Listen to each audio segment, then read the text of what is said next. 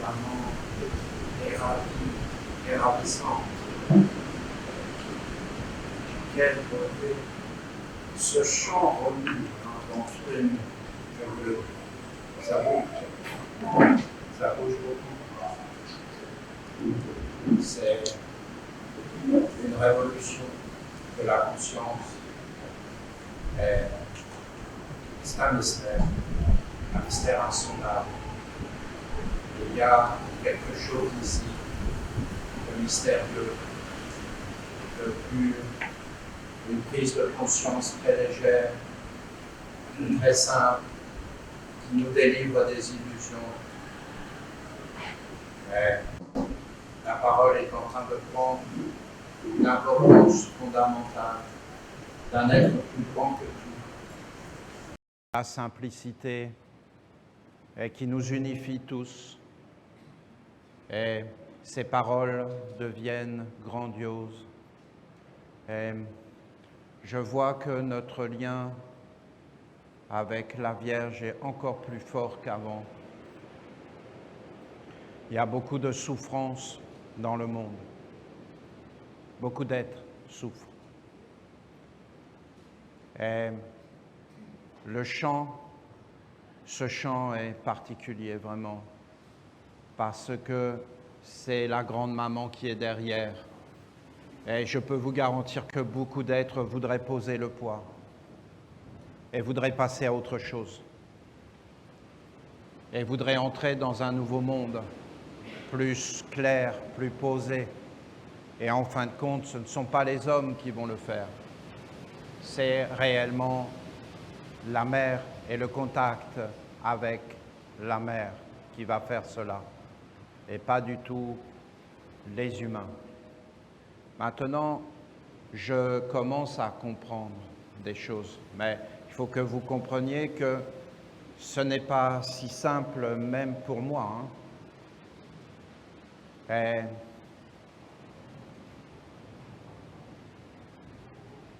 par exemple, ça y est, la lumière s'est faite.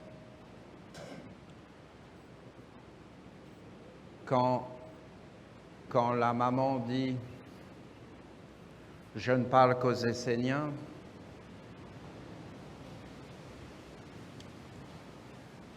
elle veut dire, mais j'ai compris maintenant, elle veut dire que les Esséniens lui appartiennent et que les Esséniens sont elle. C'est pas qu'elle ne veut pas parler, c'est qu'elle n'a toujours parlé qu'avec les Esséniens. Parce qu'en fin de compte, quand tu rencontres la maman, c'est que tu es essénien. Et en fin de compte, c'est pas qu'elle ne veut pas parler. Elle voudrait bien parler à tous les êtres, mais elle ne le peut pas. Et quand on regarde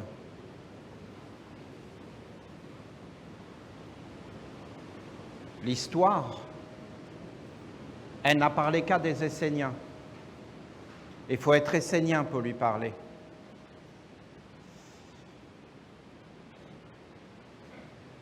Et Jésus, bien sûr, était réellement un Essénien. Et c'est pourquoi il disait les paroles de la maman, parce qu'il était un Essénien. Et ce n'est pas qu'elle ne veut pas parler, c'est qu'elle ne le peut pas.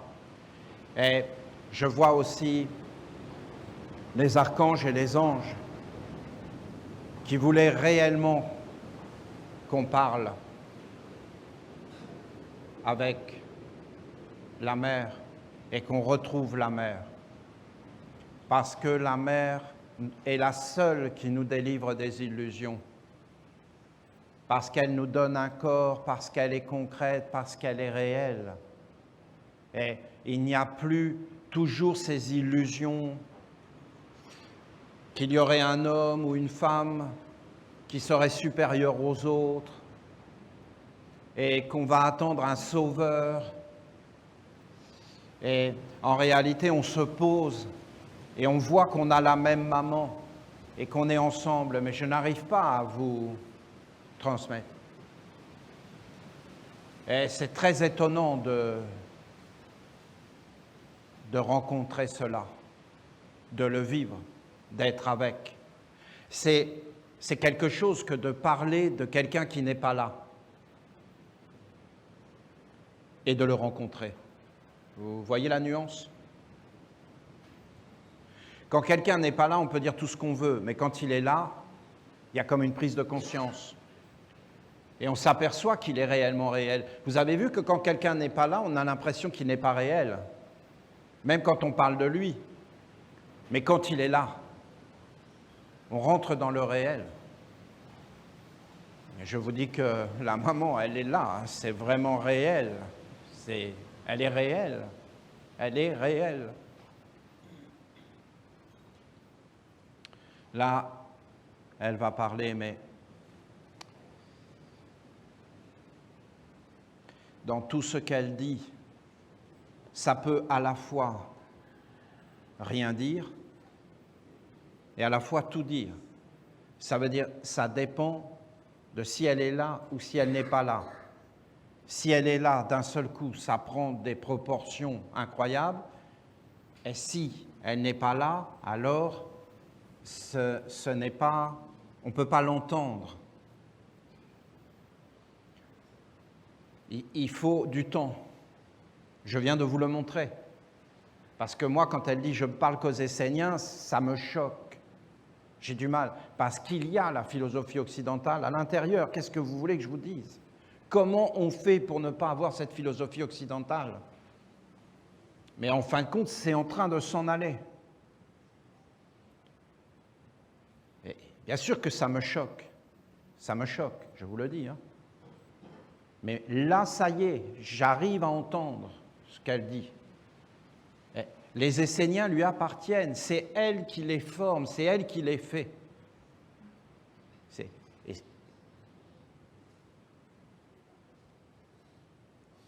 C'est pour ça qu'elle ne parle qu'aux Esséniens. Elle parle à tous les êtres, mais il n'y a que les Esséniens qui peuvent l'entendre, parce que les Esséniens vont réellement vers la maman. Ils le vont réellement. C'est ça, porter le nom d'Essénien, c'est d'honorer son père et sa mère. Et je voyais la Vierge avec nous, là, et elle était en train de porter le chant dans toutes les régions du monde. Et elle parle à tous les égrégores du christianisme, parce qu'elle n'est pas contente du christianisme, il faut que vous entendiez. Hein. Et là, elle voit que c'est la libération des mondes. Elle veut que les êtres entendent sur son Fils, qu'il était un être pur, qu'il était un être vrai. Elle le veut, hein, c'est très fort. Et il y a plein d'êtres qui sont écrasés et qui veulent être libérés, qui veulent respirer de nouveau. Et d'entendre des chants comme vous êtes en train de le chanter, parce qu'il faut que vous compreniez que ça part dans les atmosphères, hein, et que ça existe dans les atmosphères. Oui, nous allons chanter ce chant partout. Nous allons honorer notre mère, elle est dedans. Et en fin de compte, dans une grande paix. Nous n'avons rien à prouver. Nous n'avons rien à convertir. Nous n'avons rien à faire à la limite. On a juste à être nous-mêmes heureux et ouverts et bénissants. Voilà, je vais vous lire son message, mais je vois bien la frontière entre elle, ce qu'elle dit, et qui est absolument intraduisible, et ce qui est transcrit.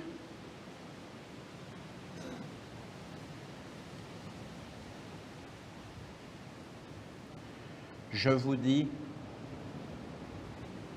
vous êtes chers à mon cœur.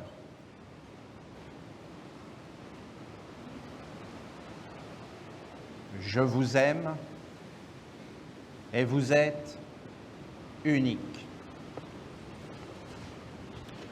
je vous dis que vous êtes chers à mon cœur. C'est quelque chose dans l'univers. Hein? C'est quelque chose, vous ne trouvez pas? Tu es cher à mon cœur. On ne parle pas des choses les plus importantes de la vie. D'être cher au cœur de quelqu'un, tu es cher à mon cœur. Et si c'est la grande maman qui nous dit qu'on est cher à son cœur, nous les Esséniens, puisqu'elle parle qu'aux Esséniens, mais nous on pourrait le dire au monde entier, puisqu'on doit être la mère pour l'autre. On pourrait dire à tous les êtres, tu es cher à mon cœur. On vivrait avec le cœur. Mais vous voyez, rien que ça, mais je ne vais pas vous en faire parce que là je suis parti, je ne m'arrête plus. Faut que vous sachiez. Parce que ce qu'elle me montre, je n'aurais jamais imaginé une chose pareille. Là, ce qu'elle dit, je n'ai aucun mot pour le traduire. Je ne peux pas vous le dire. Vous êtes cher à mon cœur, que je vous aime. Bon, donc tout est dit. Que vous êtes unique. Voilà. Que vous êtes unique. Alors, nous, on se dit, ah ben oui, on est unique. Mais c'est pas ça qu'elle dit. C'est pas ça. Elle est en train de parler de quelque chose qu'il n'y a plus aucune trace. Il n'y a plus rien.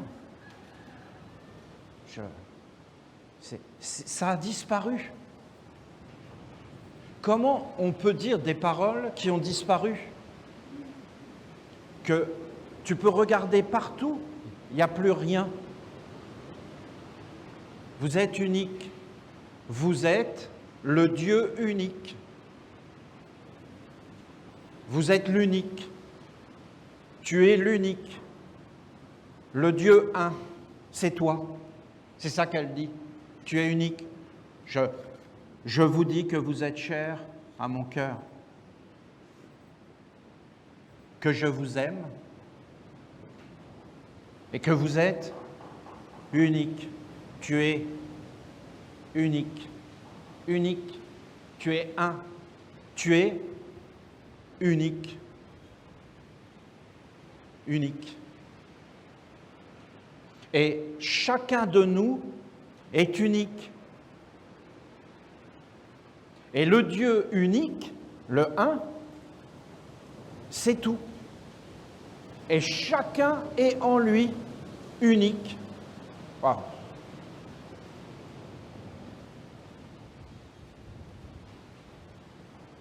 Comment on peut dire des choses pareilles?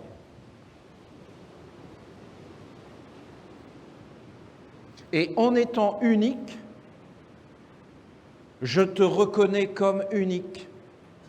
Et nous sommes un, en haut, dans l'unité de la source première, et nous sommes un en bas, dans l'amour, dans le cœur, dans l'intelligence, dans le respect, dans la tolérance, dans le travail, dans l'unité des voies multiples. Vous entendez la beauté? Et le Dieu unique, le monothéisme, regardez ce qu'ils en ont fait, quelque chose d'abstrait. Alors qu'en réalité, ça parle de toi, et c'est toi ce Dieu unique.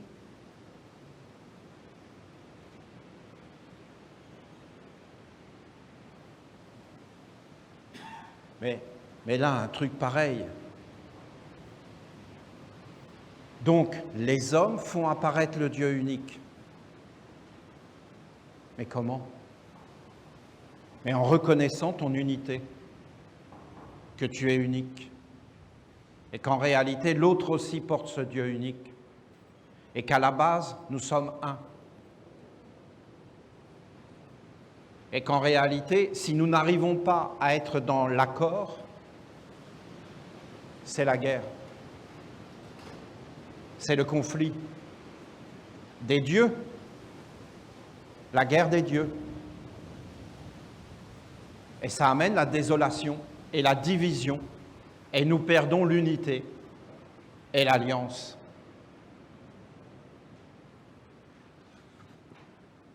Je vous dis, vous êtes chers à mon cœur. que je vous aime. L'amour, Dieu est amour. Et que vous êtes unique. Vous êtes l'unique. Vous êtes le seul et l'unique. En haut et en bas dans la rencontre.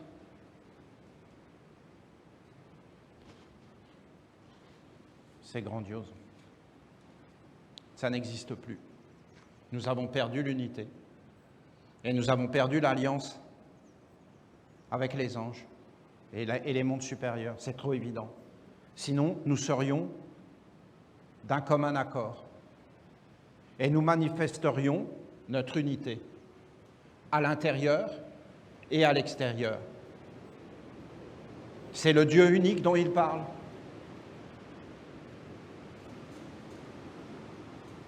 Et vous comprenez que les humains y répètent et y répètent.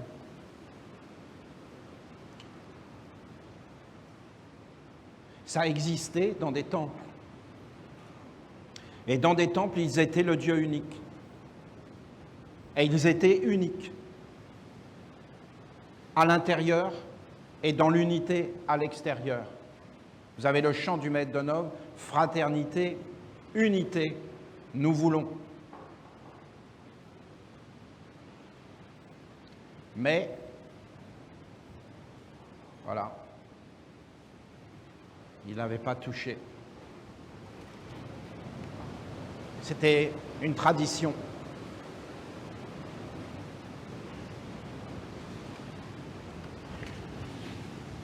Je comprends que le monde dans lequel vous vivez n'est pas le miroir de mon œil, mais je tiens à ce que vous soyez informés de ma vision et de mon regard sur vous, les Esséniens. Les Esséniens, c'est-à-dire mes enfants, ceux qui se tiennent dans ma parole et qui me parlent. Et vous savez, on peut dire tout ce qu'on veut, hein. On est bien assemblés, nous, ici, concrètement, pour aller vers la mer. Et là, en ce moment même, il y en a certains d'entre nous qui sont uniques, chers à notre cœur et que nous devons aimer, qui sont sur l'autre rive, dans l'au-delà, et qui en réalité obéissent à leur maman qui leur a dit « Venez me rencontrer dans ma première initiation et ma deuxième initiation ». Et ils obéissent. Et en cela, nous sommes des Esséniens et nous sommes des fils et des filles de notre maman qui est plus grande que tout. Et il y a le miroir du monde qui sont des sphères d'hypnose et d'éthers malades. Et après, il y a le regard de notre maman dans lequel nous devons entrer et vivre. Et elle dit, vous êtes cher à mon cœur, je vous aime, vous êtes unique. Toi, tu es unique, moi, je suis unique. Unique. Et entre nous, qu'est-ce qu'il y a? Puisque c'est Dieu.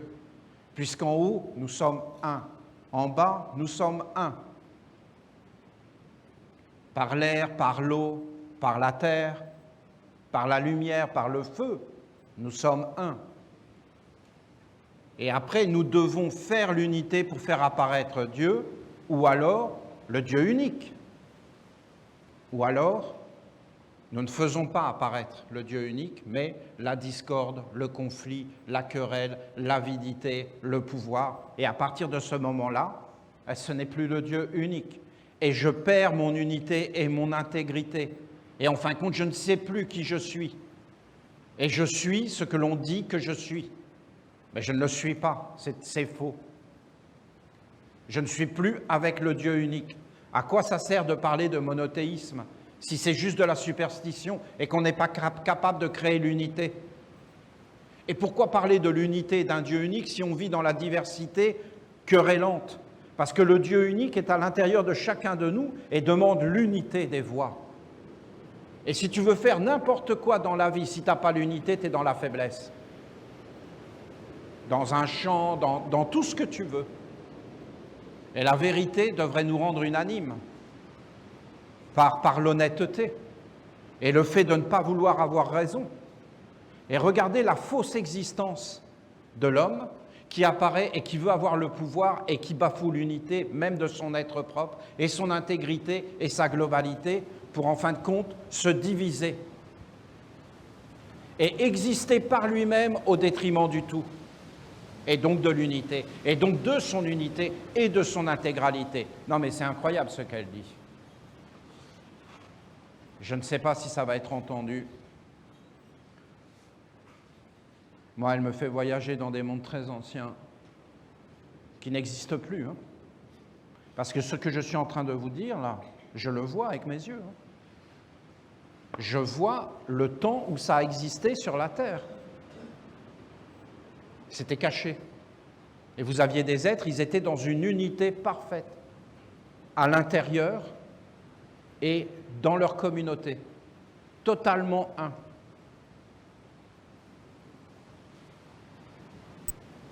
Et c'est de là qu'ils ont construit les temples avec les colonnes, les piliers, qui portaient un édifice plus grand. Chaque colonne est unique et elle porte un monde supérieur. Une colonne seule et la totalité s'effondre. Tu ne peux pas enlever l'unité de ton être. Si nous, là, les Esséniens, nous réalisons l'unité entre nous des colonnes vivantes et que nous n'en plaçons pas un au-dessus de nous, où vous voyez une colonne supérieure à une autre colonne? Tout ça, c'est des inventions de ce monde faux. Dans la réalité, nous fusionnons dans l'unité, c'est la perfection de l'amour, du cœur et de tout ce qu'elle dit. Je ne veux pas vous conduire dans des illusions de vous-même et vous surestimer. Je ne cherche pas à vous rendre extraordinaire, mais je vous dis ce qui est.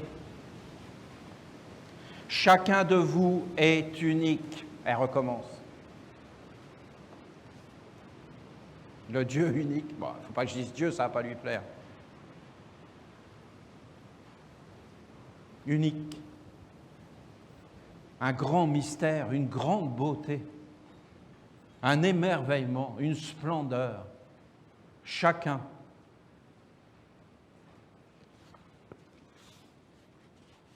Le monde entier est unique. Tous les êtres sont uniques. Si Dieu est un, pourquoi les hommes sont divisés? Si la terre est une, pourquoi? Qui fait ça? Et pourquoi? C'est être conduit dans la faiblesse. Et si la faiblesse devient la force, c'est la force de qui? Ben, des mondes sombres. Comment on peut accepter ça? Qu'on l'accepte pour soi, je suis d'accord, mais pourquoi l'accepter pour les générations futures?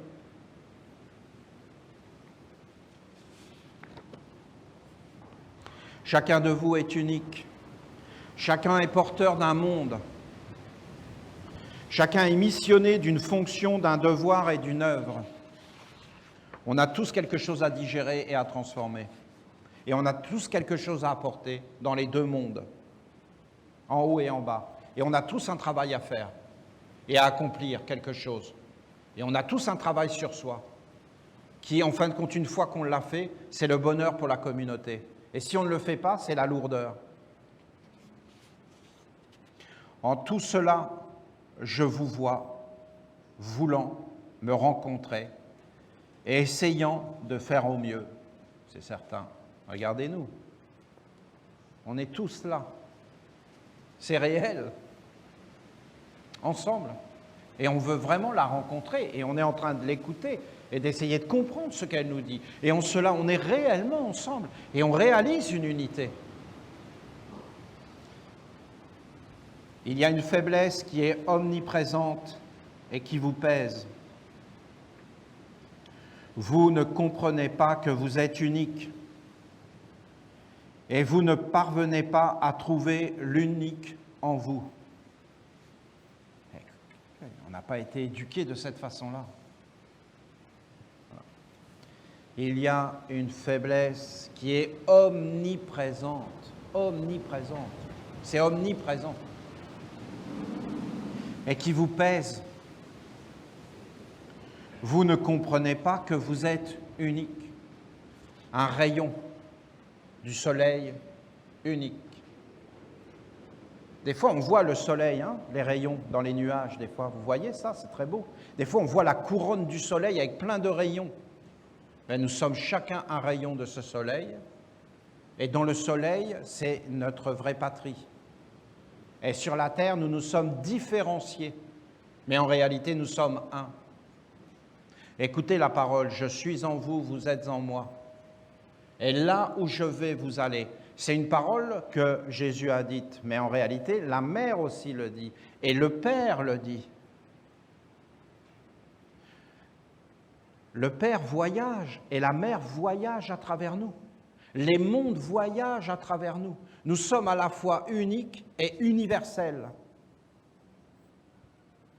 Et aucun être n'est un étranger. C'est une illusion de croire que l'autre est un étranger. Nous venons de la même source. Comment on pourrait être un étranger? On a juste oublié notre origine unique et notre unité.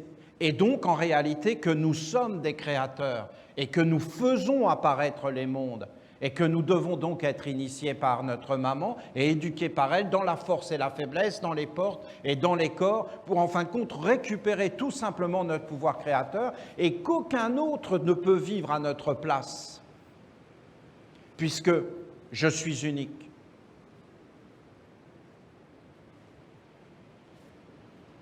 Et personne ne peut manger à ta place, personne ne peut regarder à ta place, et personne ne peut faire le travail que tu as à faire à ta place. Et personne ne peut choisir à ta place. Sinon, en réalité, tu perds ta royauté. Tu perds ton être au détriment d'un autre. C'est ce qu'ont fait la majeure partie des humains.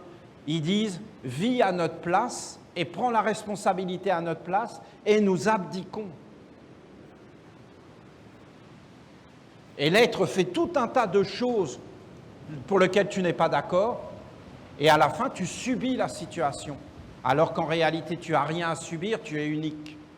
Tu es, moi je dis le Dieu unique, bon, il ne faut pas que je dise ça, mais si vous voulez, moi, ça me choque ce qu'elle dit.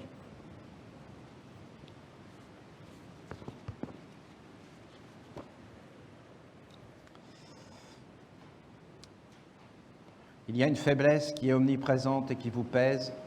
Vous ne comprenez pas que vous êtes unique et vous ne parvenez pas à trouver l'unique en vous. Cet unique fait que vous n'êtes pas comparable.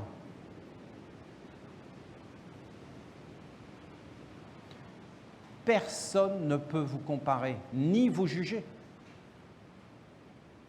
C'est ce qu'elle dit. Puisque vous êtes unique. Donc incomparable.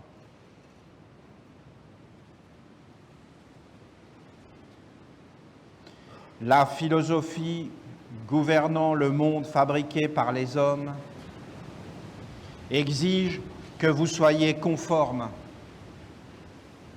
à certaines lois, à certains modèles et critères. Les chrétiens, les musulmans, je ne sais pas comment les appeler, les républicains, les démocrates, avec leur morale qui vaut vraiment... Alors eux, c'est vraiment la pauvreté absolue.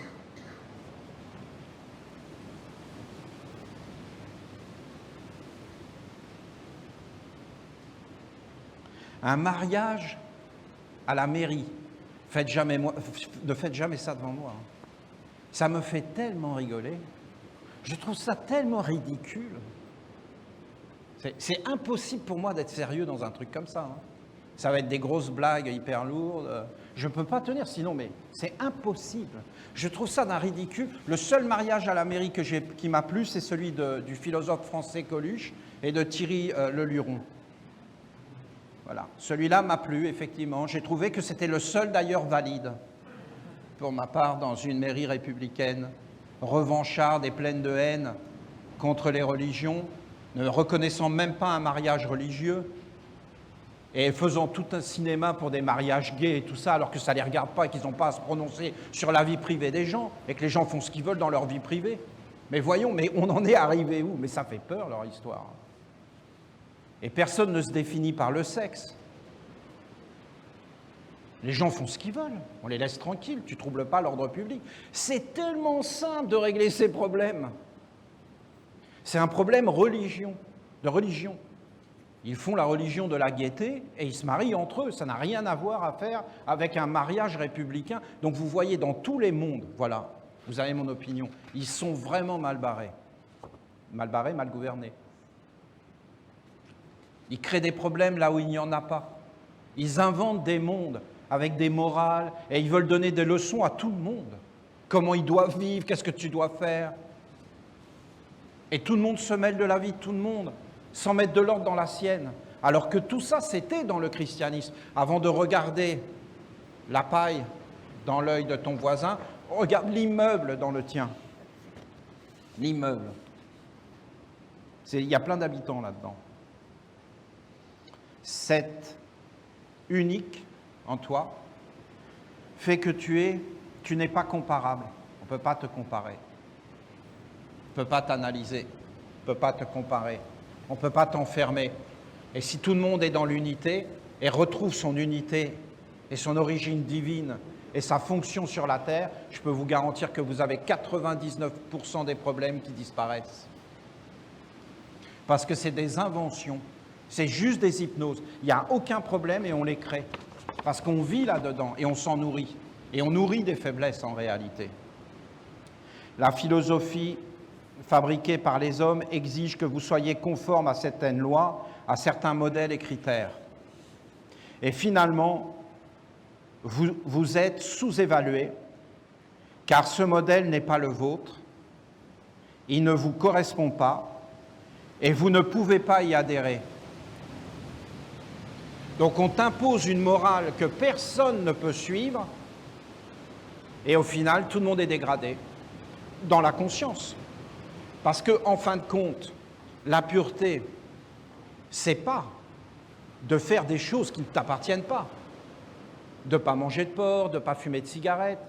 La pureté, c'est d'être soi. Unique et incomparable. Et tu penses bien qu'une discipline pour l'un ne va pas être la même discipline pour l'autre. Moi, tu m'imposes de ne pas manger de viande, ça me fait rigoler. Tu m'imposes de manger de la viande, je suis mal. Il faut que je fasse tout un effort sur moi. J'ai des problèmes. Je suis mal. C'est naturel pour moi. Donc je suis ma nature. Est-ce que je suis supérieur à quelqu'un d'autre? Mais non, il suit sa nature. Ça ne me regarde pas. Je n'ai pas à le regarder, il n'y a pas de comparaison. Vous entendez ce qu'elle dit? C'est une sacrée éducation, vous ne trouvez pas? C'est incroyable. Ça en enlèverait des tensions si on était éduqué de cette façon. Hein?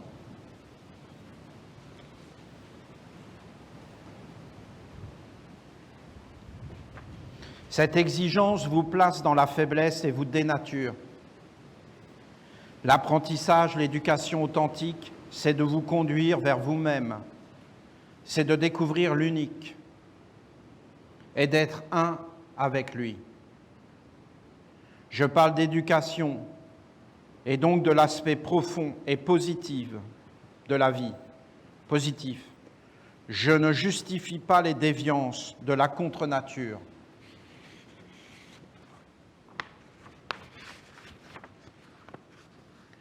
L'aspect destructeur, pervers, faux, ne vient pas de la nature authentique. C'est le fruit d'un dérèglement. C'est cet aspect qui vous amoindrit et vous conduit dans le trouble. Je ne parle pas du regard que peuvent porter les autres sur vous-même. Je vous parle de vous, de la connaissance de soi et du regard de vous sur vous. Si vous vous trompez vous-même, vous vous destinez à cheminer vers une impasse. À la limite, peu importe que les autres te regardent, mais si toi, tu ne te vois pas, alors c'est fini. Parce que tu vas vouloir vivre dans le regard des autres. Et en fin de compte, tu ne te regardes plus toi-même et tu ne sais plus qui tu es. Et dans le regard des autres, tu es automatiquement fait, parce que s'ils t'aiment, tout est parfait, et s'ils ne t'aiment plus, c'est fini.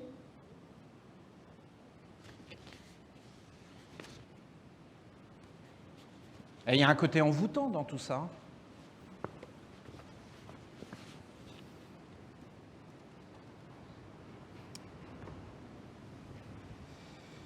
Ne vous comparez pas au monde fabriqué par les hommes.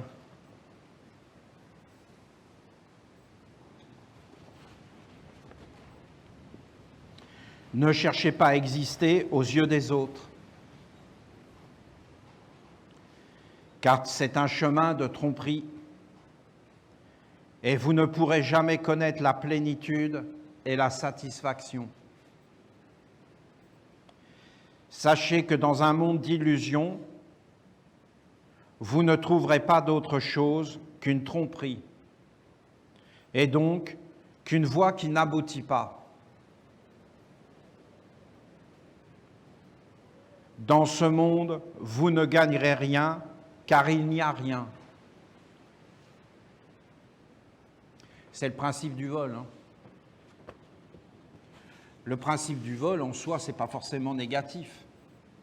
C'est-à-dire de prendre ce qui n'est pas à soi. Mais le problème, c'est que ça appauvrit tout, parce que ça ne produit rien. Donc vous avez des gens qui travaillent et qui produisent, et vous avez des voleurs au-dessus qui les gouvernent. Mais à la fin, ceux qui travaillent, ils s'effondrent. Parce que les voleurs ne produisent rien. Ils n'engendrent rien. Ils vivent au crochet d'un système et ils l'épuisent, ils l'écrasent, ils l'appauvrissent. Ils ne le conduisent pas vers la floraison, vers l'immortalité, vers la grandeur.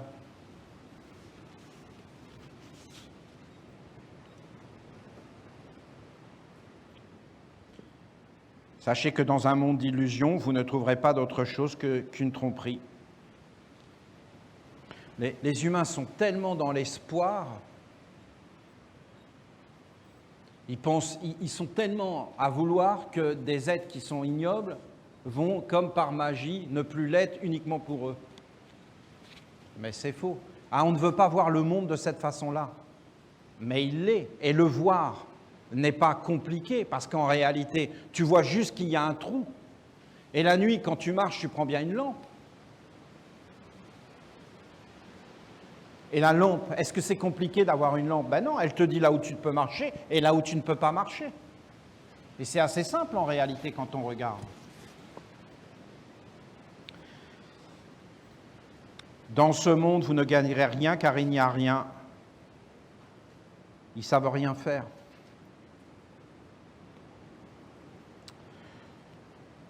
Ceux qui s'engagent dans ce monde se perdent. Ils veulent être parfaits à l'extérieur, être conformes, obéir, pour donner la bonne image,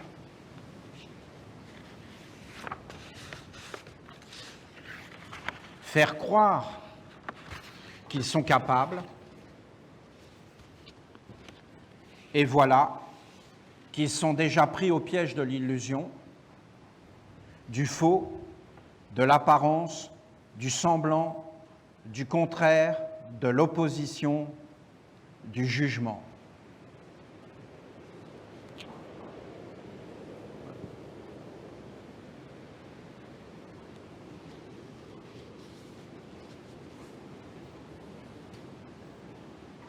Olivier, dans l'école de la République, a 12 ans, rendu des copies. Olivier, très étonnant, tu es en nette progression, 1 sur 20. Bravo, continue. Géraldine, 18 sur 20. Je suis profondément déçue. Géraldine, Olivier, c'est super, je vais pouvoir rajouter un 0 derrière, ça va me faire 10. J'ai donné ça à Gisèle, je vais avoir 2 francs. Vous voyez déjà toute la compréhension du monde, hein. Géraldine, 17. Olivier, un mystère insondable de l'univers. Alors là, Géraldine, bon, je ne me rappelais plus, je dis Géraldine comme ça, je me mets à la suivre, vous comprenez? Je la suis. C'est un mystère insondable. Comment on peut pleurer avec un 17? Et déjà, pourquoi avoir un 17? C'est complètement ridicule. Donc en fin de compte, je vais la voir, et je lui dis, mais c'est quoi ta vie, toi? Qu'est-ce que tu fais? Explique-moi tout. Et là, elle commence à me raconter toute sa vie, comment elle fait. Elle arrive le soir, elle rentre chez elle, fait ses devoirs. Ah bon, tu fais tes devoirs? Mais pourquoi tu fais ça? Et il encore continue. Alors après, elle mange, après elle refait ses devoirs. Et après, elle se lève à 6 heures, elle refait ses devoirs. Elle a commencé à m'intéresser. Tu pourrais pas faire les miens pendant que tu dis? Je vais t'expliquer. Tu te lèves à 6 heures, on se retrouve tous les matins ici. Hein. Ça va me demander de faire un effort, parce que moi j'arrive en retard. Mais écoute, et tu vas me rendre mes copies. Hein. Voilà. Elle a 17, elle pleure. Et la prof n'est pas contente. Ça sert à quoi, ce monde-là? Et personne n'est content. Et t'as un, t'es content. Et t'es félicité. C'est dingue. Non mais, écoutez, voyons. Voilà, je voulais détendre un peu l'atmosphère. J'ai jamais oublié, cette fille. Jamais oublié. Je l'ai revue après, totalement dépravée. Passe d'un extrême à l'autre. Grosse tension. Tends l'élastique. La tension, et ça devient une grosse rebelle. Je suis une rebelle, je suis une punk, je me teins les cheveux en rouge, et voilà, après, je vous passe le reste. Donc, on passe d'un extrême à l'autre. C'est pas très intéressant, ça fait même peur. C'est même dangereux de faire ça. Alors que la vie est beaucoup plus simple. Et comment tu fais? Tu as des tensions sans arrêt sur toi. Tu dois rendre des comptes à plein de gens alors que tu es jeune et tu ne peux même pas profiter de la vie. Alors moi, je leur disais, mais c'est pas normal, on travaille gratuitement. Bon, je ne vais pas vous raconter toutes mes histoires. Il ne faudrait pas que je me réincarne, je vous garantis. Alors,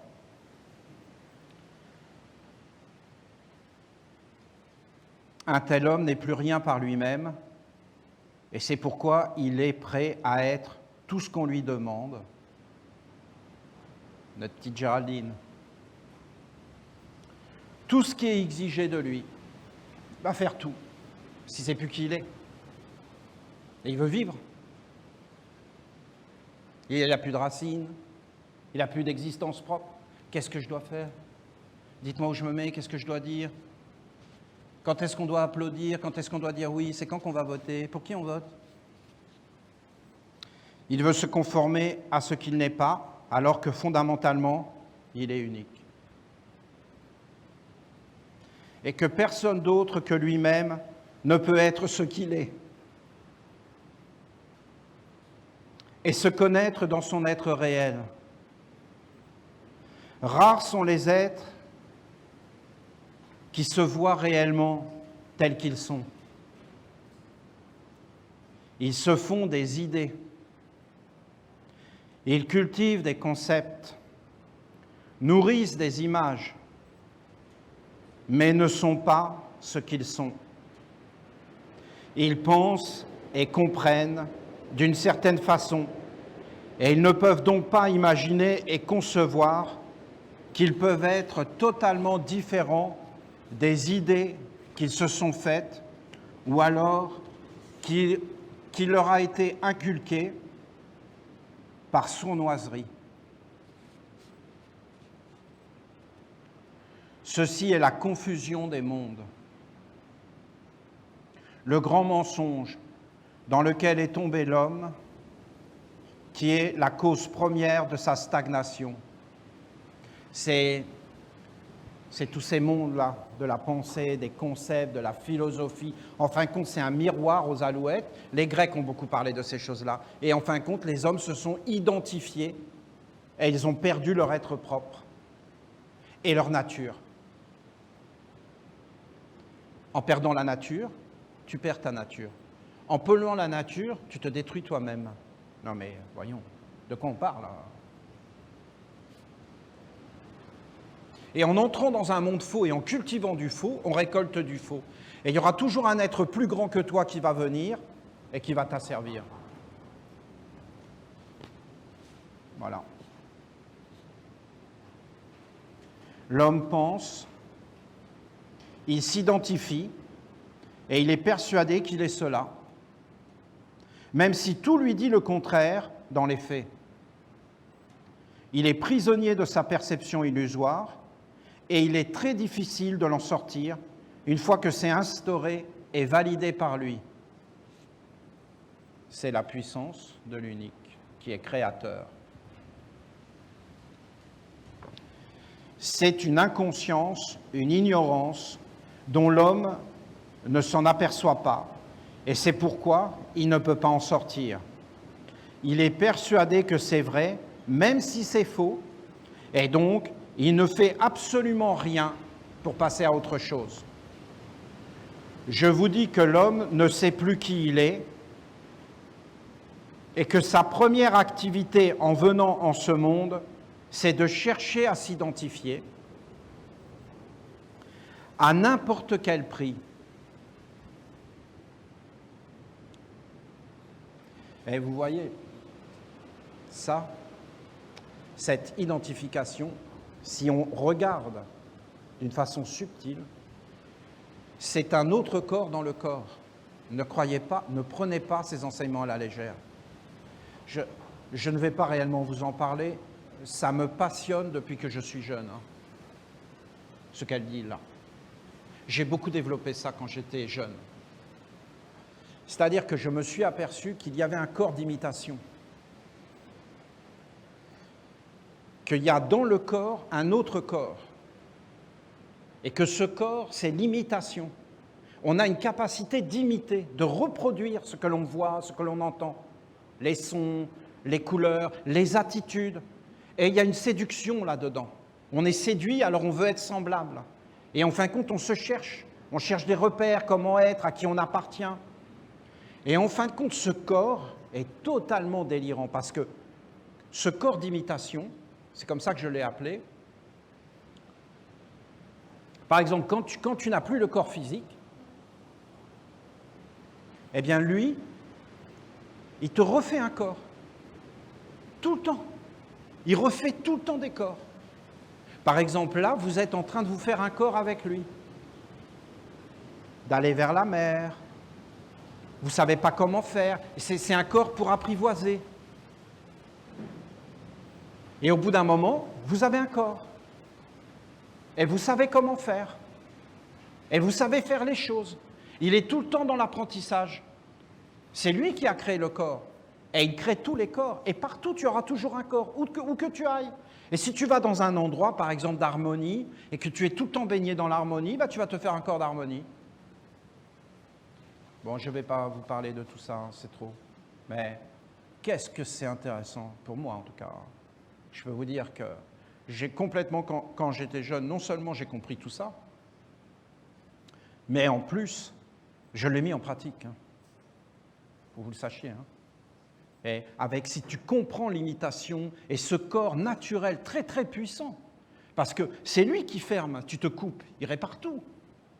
Il est tout le temps là. Mais si tu lui mets des mauvaises choses devant lui, il ne peut pas faire autrement que de te faire un corps. C'est à double tranchant en fin de compte. Et là, bah, il va amener des problèmes, mais il n'y peut rien parce qu'il n'a pas le choix.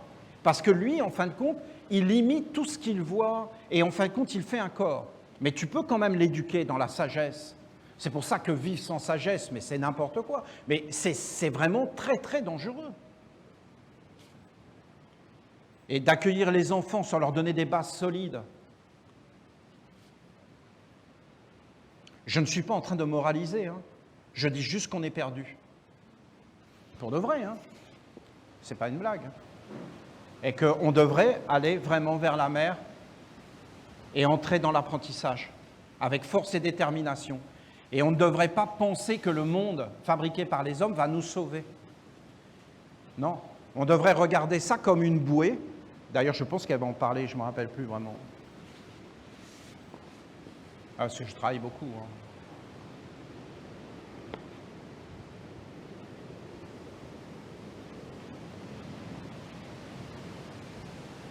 Elle parle de ce corps. Il peut te libérer ou t'enfermer.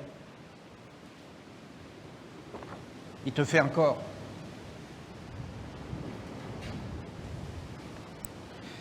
Je vous dis que l'homme ne sait plus qui il est et que sa première activité en venant en ce monde, c'est de chercher à s'identifier à n'importe quel prix. Il va s'accrocher à la première bouée qu'il rencontre dans cet océan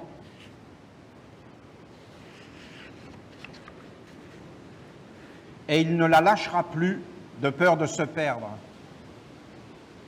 Vous, les Esséniens, vous devez lâcher cette illusion et revenir vers l'origine de votre être qui est à l'intérieur de vous. Vous n'avez pas besoin de bouée car vous avez pied.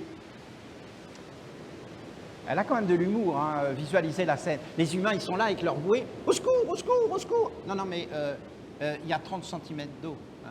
Toi, par exemple, Olivier, ton ventre touche le sol. Calme-toi. Hein. Tu n'as même pas besoin de te mettre debout. Tu restes comme ça, tu es au-dessus de l'eau. Vous n'avez pas besoin de bouée car vous avez pied. Moi, il y a un homme qui s'est noyé dans une piscine avec 50 cm d'eau. Il a eu peur. La peur l'a tué. 50 cm, il avait jusqu'à s'asseoir et garder son calme. J'ai failli me noyer dans une baignoire. Donc je ne me moque pas. Hein. Moi, dans une baignoire, ça aurait été marrant. Ainsi a fini le grand Manitara, noyé dans une baignoire. Non, c'était en beauté, là. C'est dommage, j'ai raté la sortie. C'est la méditation qui m'a sauvé, je suis resté calme. Mais je comprends, hein. Tu paniques, tu es en train de te noyer, tu as l'eau, tu glisses, tu veux remonter, tu peux pas. Ça te met encore plus profond, tu es sous l'eau, tu as peur. Tu restes calme, lucide, tu dis bon, calme. Tu arrives à vaincre ça et tu te relèves. Facile à dire, il faut de l'entraînement.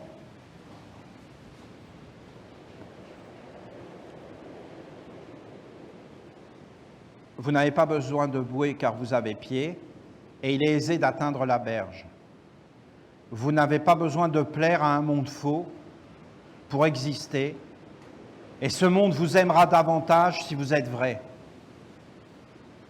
Regardez ce que vous êtes avec simplicité, et surtout ne cherchez pas l'extraordinaire, le fantastique, l'exceptionnel.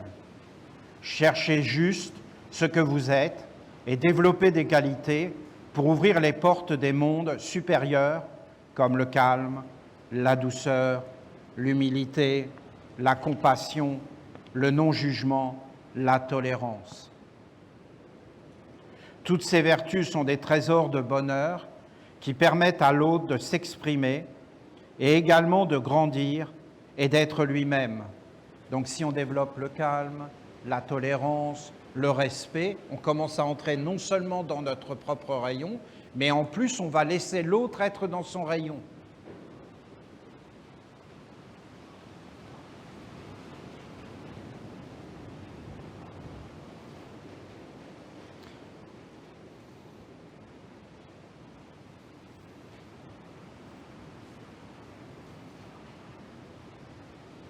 N'enfermez pas, n'enfermez pas.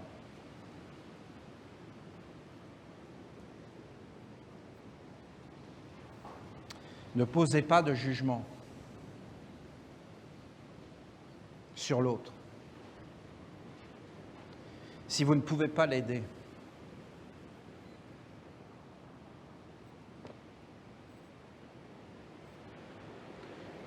n'enfermez pas. Ne posez pas de jugement. Vous entendez ? Si vous ne pouvez pas l'aider, Non, parce qu'ils augmentent les prisons. Et ils jugent. Mais est-ce qu'ils aident? Et est-ce que le monde est meilleur? Je dis c'est des voleurs. Est-ce que c'est un jugement? Non, c'est un fait. C'est un fait. C'est indéniable. Les prisons appartenaient aux religieux. Et pas à eux. D'ailleurs, tout appartenait aux religieux et pas à eux. Et les religieux, que les religieux aient chuté, je suis d'accord. Mais c'est quand même des religieux. Et un jour, je suis avec les archanges et on a un problème.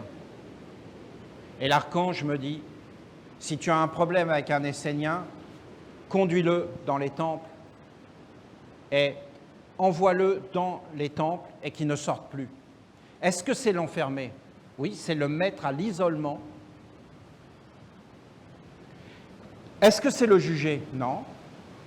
Et est-ce que c'est enfermer si vous ne pouvez pas l'aider? Eh bien, c'est justement de le guérir. Bon, je ne vais pas rentrer là-dedans. Je trouve que cette phrase répond à un nombre de problèmes phénoménaux. Est-ce qu'ils sont capables de faire ça? Non.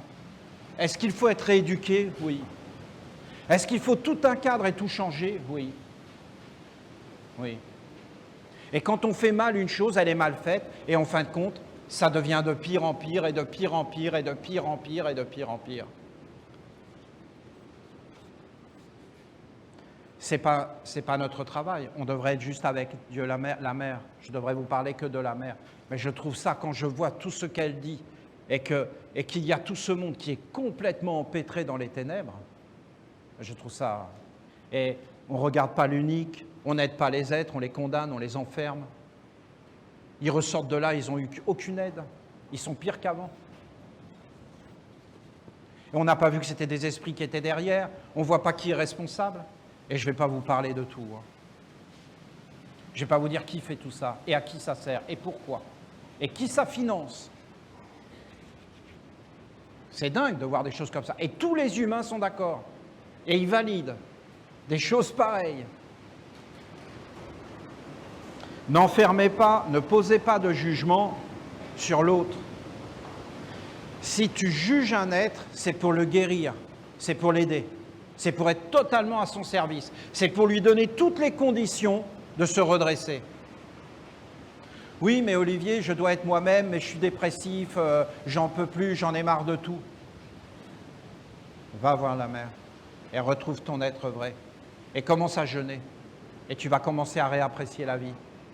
Parce que là, en réalité, tu es un peu parti en vrille. Tu es enfermé dans un monde. Va, et rééduque-toi. Et refais ton corps d'imitation. Et commence à apprécier la vie, les choses simples. Et pose-toi. Et apprends à méditer. Rentre dans le silence. Et visualise en fin de compte qu'un jour, tu vas perdre le corps. Et regarde ce qu'il y a derrière et qu'est-ce que tu vas laisser. Ah bien sûr, hein, si tu as ouvert toutes les portes vers le bas. Une fois, il y a un être, il vient me voir. Il me dit, il faut m'aider, il faut m'aider. Je le regarde et tout était détruit.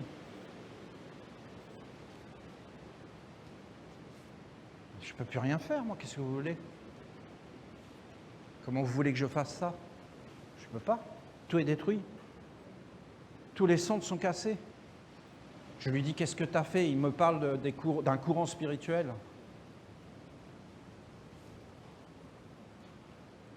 Ils ouvrent des portes vers l'enfer. Comment tu vas fermer une porte comme ça après? Il y a trop de travail.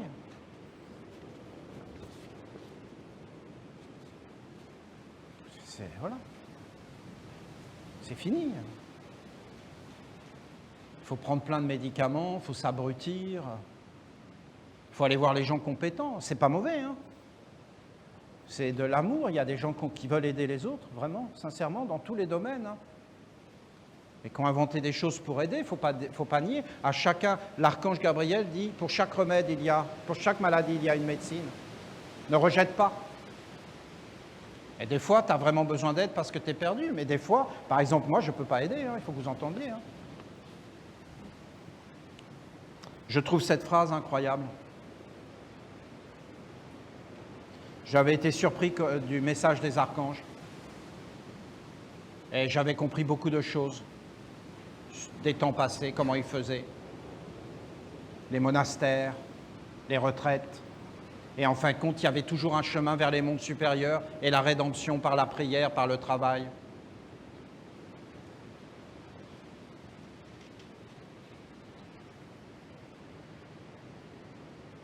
Enfermer un être, c'est s'enfermer soi-même, car percevoir l'imperfection, c'est la faire naître en toi.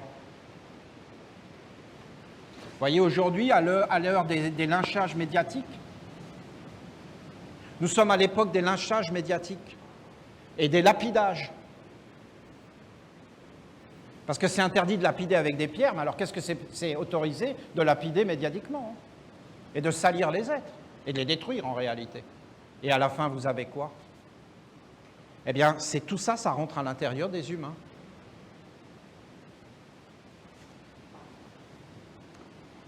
Seuls les sages et les braves peuvent percevoir l'imperfection sans être touchés et en étant capables de redresser la situation. C'est des êtres qui sont entraînés, qui ont les portes fermées, qui sont forts, qui ont fait plein d'expériences. C'est des êtres qui ont vécu les choses, qui les connaissent parce qu'ils les ont vécues et qui, en fin de compte, peuvent aider parce qu'ils savent de quoi ils parlent. Ce n'est pas des ignorants. Et en fin de compte, ceux-là peuvent s'approcher quelque part du mal et aider réellement parce que justement, ils sont sans jugement, parce qu'ils connaissent. Et que quand tu connais quelque chose, le savoir n'enferme jamais un être et ne condamne jamais un être. C'est que les ignorants qui condamnent et qui enferment. Parce qu'ils ne savent pas. Et en fin de compte, en enfermant, ils s'enferment. Et comme ils enferment au nom de tout un monde, eh bien, ils enferment tout ce monde aussi. Et à la fin, tout le monde est enfermé. Sachez que pour moi, chacun d'entre vous est unique. Pour moi, la beauté de la vie, c'est que vous soyez tous uniques et différents. Assumez votre unité et votre différence et soyez réellement différents afin de devenir complémentaires.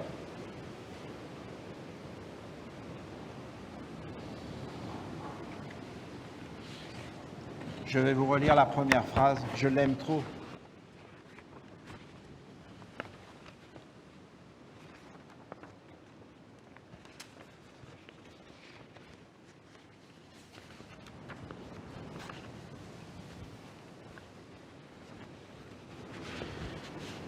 Je vous dis que vous êtes chers à mon cœur.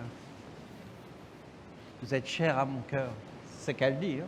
Vous êtes chers à mon cœur. Je vous dis que vous êtes chers à mon cœur. C'est beau, non? Hein? Vous êtes chers à mon cœur. Déjà, de parler du cœur, ça fait du bien, non? Vous êtes chers à mon cœur. Je vous dis, vous êtes chers à mon cœur. Et que je vous aime. Je vous aime. C'est beau, non? C'est pas ça beau? C'est beau, je vous aime. On n'est pas dans la belle vie, là? Je vous aime. Vous êtes chers à mon cœur, je vous aime. Vous sentez derrière? Vous êtes chers à mon cœur, je vous aime. On le sent le matin qu'elle nous aime, hein? La douceur, le soleil, les fruits partout, mais qu'est-ce qu'on veut de plus? Des amis, mais qu'est-ce qu'on veut de plus? Vous êtes chers à mon cœur, je vous aime. Tu es unique, unique, il n'y a que toi. C'est pas grand ça? Unique, unique. Et vous avez vu la fin? Soyez réellement unique dans vos différences pour être complémentaires. Ben dis donc. Ben dis donc. Ben dis donc.